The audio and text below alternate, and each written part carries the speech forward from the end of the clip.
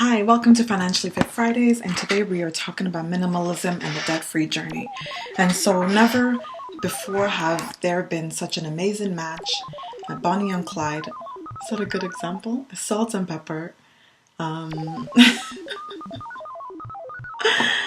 and water connection as using minimalism when you are on a debt-free journey.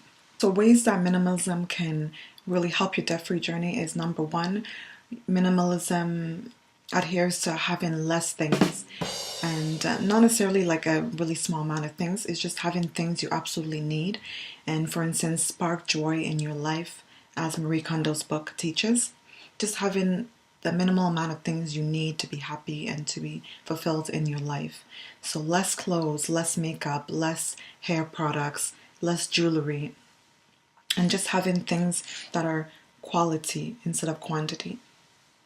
Okay, so the second way that minimalism can help in your life is, for instance, having less things in your home, like less items, like buying less things and just having what you basically need. I watched a funny video recently, and this guy was talking about the things you need for an apartment. It was a video on renting in Berlin, and he says once you find that place, then you can decorate. And he had one shot where he just showed his mattress on the floor, and this was, the only thing he said he needed. This may be just a satire, but still, like, what a good example of just having a mattress on the floor, and that is how you decorate your apartment. So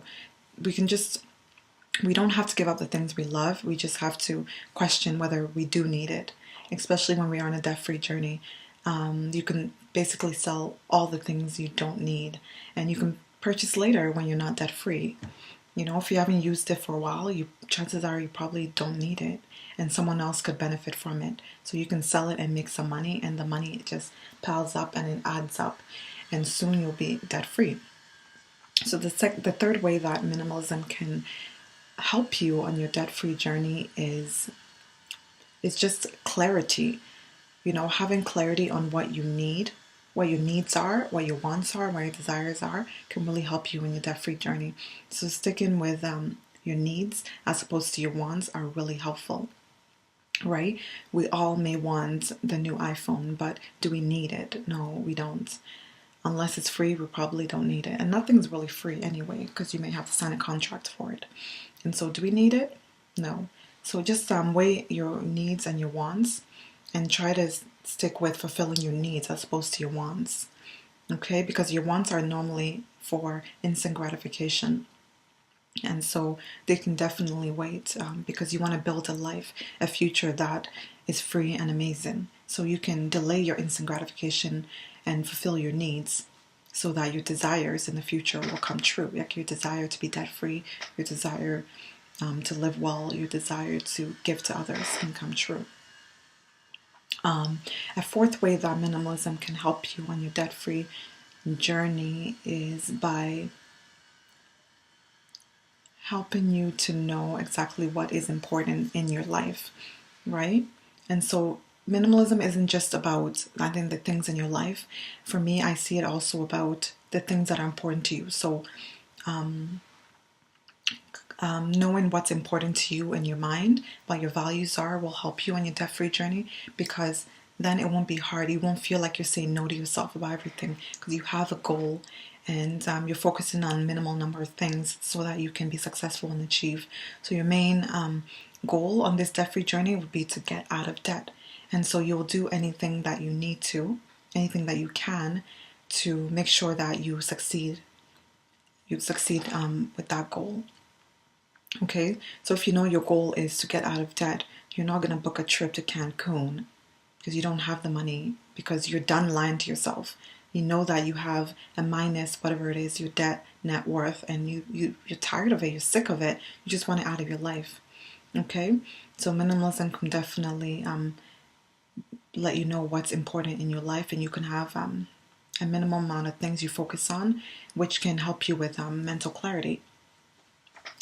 Okay, the fifth and final thing I'll talk about how minimalism and debt-free go together, and how minimalism can assist you in your debt-free journey is by saving money on your expenses, saving money on your more flexible expenses, and even your fixed expenses. So minimalism can help you by, for instance, helping you to know that you need to maybe move out of your lavish apartment or house and pare down and go, rent a place that is more minimal, a place that is perhaps smaller, because you don't need such a big place to carry all your things. You just need something that will be perfect for you and your family. And so you know that, for instance, you can sell that lavish house and you can rent for the meantime and really get out of debt, because home ownership is not really home ownership unless you've paid for it cash. You're still paying the mortgage, you're still paying the bank, and so you're still in debt essentially, and that can be stressful for your life. And so another expense that you can bring down using minimalism is television, for instance. You don't need cable. I don't know who watches cable really anymore, probably the older generation, but as millennials, we definitely don't need cable. We know we're very tech savvy, and we know we can get anything we want from the internet, so we don't need cable, right? We're using this platform of YouTube, and many people are watching YouTube, and so advertisers are very happy to advertise on YouTube because so many people are on here. So we can cut back on our expenses by getting rid of cable and having less things, getting rid of our TV, because we don't need a TV as minimalists, for instance. We may not need it. And especially if we're on baby step 2 where we're debt snowballing, or on baby step 1 where we are creating our emergency fund, we can definitely raise some money by selling our TV or selling things in our homes that we don't need. Another expense that you can, for instance, get rid of is buying books.